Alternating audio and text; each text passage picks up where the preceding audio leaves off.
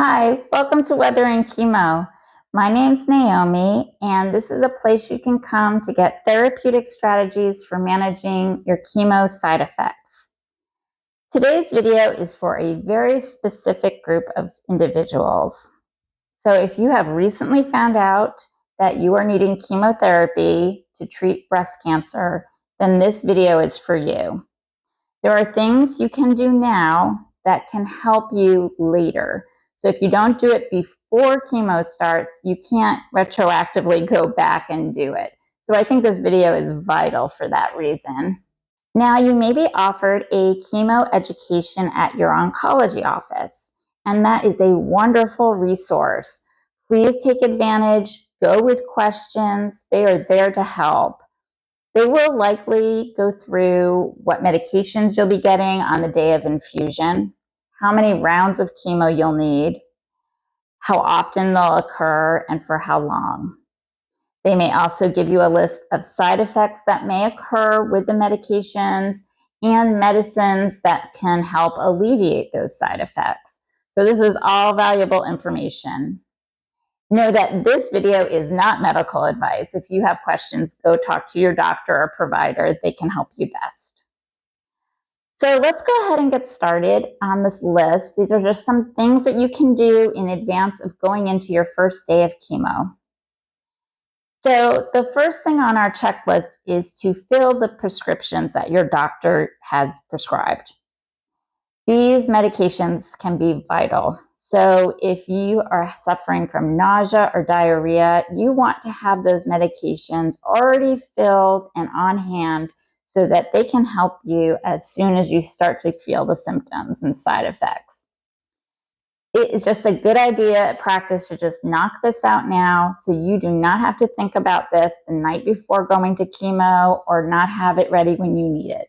So go to your pharmacy, fill the prescriptions. Number 2 on this list is making a decision about your hair.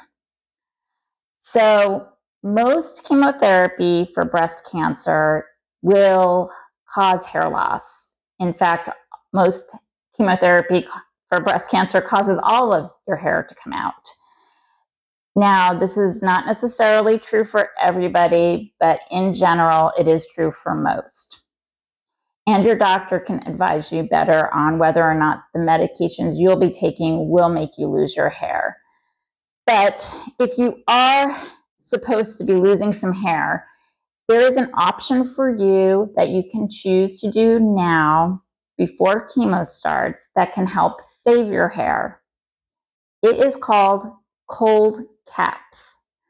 So they're very cold caps worn very tightly on your head during your chemo infusion. So if you're sitting in that chair for 5 hours, you are wearing an icy cold hat on your head for 5 hours, maybe even longer. The way this works, it's basically chemo is going to fast dividing cells, and cancer cells typically are fast dividing. So that's great. Chemo is going to them.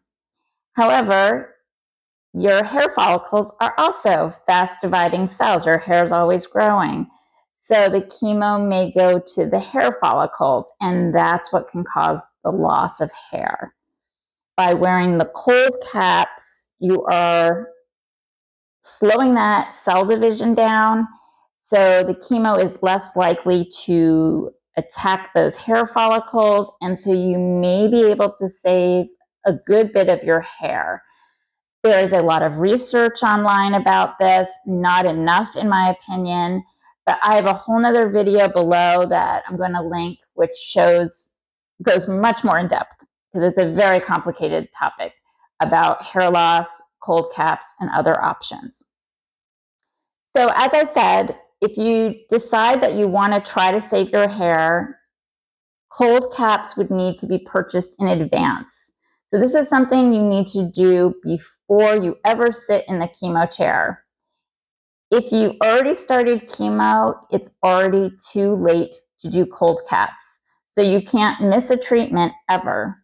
You can't, if you sit down on that very first day and you do not have the cold caps on, you can never use cold caps. It will never be effective. You have to use it for every treatment.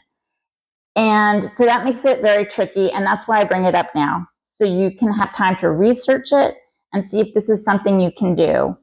It's time consuming, you need a partner, it's expensive, and it's uncomfortable. The pro, you might save your hair. There are other options, of course. Now, you do not have to do cold caps. You can allow your hair to fall out, and I think it is a very brave choice. I am so in awe of the women who walk around with complete baldness, and they're so proud. It's just such an emotional topic, truly. But your other options that you can start thinking about if you're not going to do cold caps is maybe cutting your hair shorter and then allowing it to fall out naturally. You can shave it. Some women find that extremely empowering to take control with the razor and be in charge of taking the hair out rather than the chemo doing it. So there's all different kinds of options. You can look into wigs, different kinds of hats. Some hats have like a ponytail in the back, so it looks like you're just wearing a hat with a ponytail. So all kinds of things to explore. Now is the time to be investigating what you want to do so you can prepare if you do want to go a different route. So hair loss was number 2. Number 3 is protecting your hands and your feet. Surprisingly, chemotherapy does affect the nerves in your hands and your feet. Not always, but for many people, this can be a side effect. It's called peripheral neuropathy, and basically, your hands will have this strange sensation where they'll be kind of numb or tingly or actually almost hurt. And it's weird to be numb and painful, but it kind of is both at the same time. And the same goes for your feet. So the chemo is attacking, I guess, the nerves going out to your peripheral areas on your body, and that's why it's called that. So what can you do? There is a lot of research about this, and wearing cold gloves, I think they're called cooling gloves, and cooling socks can be very helpful to minimize any potential side effects. Something to look into. I would recommend you talk to your doctor now and Google it and see what comes up. There's also DIY ideas if you want to try to save some money that have actually been shown to be effective. This would include holding some frozen peas in your hands during the chemotherapy process. You can also try compression gloves and compression socks. Those are also have been shown to be effective for reducing any peripheral neuropathy. So I'm putting it out there now so you can prepare, do your research, and see what you want to do for protecting your hands and feet because they're so vital. The next item on this is talk to your dentist. This is a fun list, I know, but if you are going through chemotherapy, you will likely be immunocompromised. So your immune system will be somewhat compromised. It will not be what it once was. It would be a very bad time to have a tooth infection or some issues in your mouth when your immunity is low. So talk to your dentist and talk to your oncologist and see if this is something that you should do, like go in for a cleaning and just have a quick checkup on your dental health. It's a very complicated matter. They know you best, but it is something to explore. Explain, I'm starting chemo in a week. Do you have any recommendations of what I can do? Talk to your oncologist, see if they think you should go in and have just a general cleaning or anything done at this time. Next on the list is going shopping. This is a little more fun, right? So what I'd like you to do is go ahead and stock up. I have a PDF below of all kinds of things that you can need or want while you're going through chemotherapy. Some of them are food related that can help you alleviate the side effects of maybe nausea or help with the diarrhea. Others are more functional, like sanitary wipes for the house and paper towels. So it's just a general list of things that may be helpful for you. And if you get them now, before you start chemo, it'll make your life a little bit easier. And then I want you to also think about home management. What are some things in your home that are tricky for you to do? You might think of a time maybe when you've had the flu and you were really knocked off your feet. What was hard for you? For me personally, I can say bringing out the trash and vacuuming and putting away the groceries.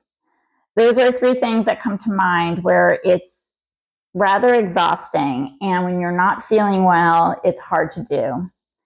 So I'd like you to start mulling over some ideas of like what might be hard for me, what are things where I might find some challenges, and see who in your life might be able to help you with that.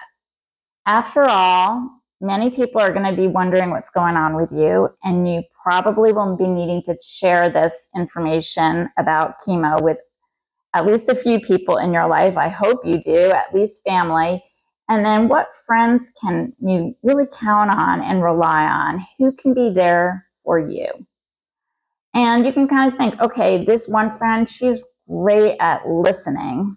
So she would be someone maybe you can call when you're having a rough day. And then you have another friend who loves to shop.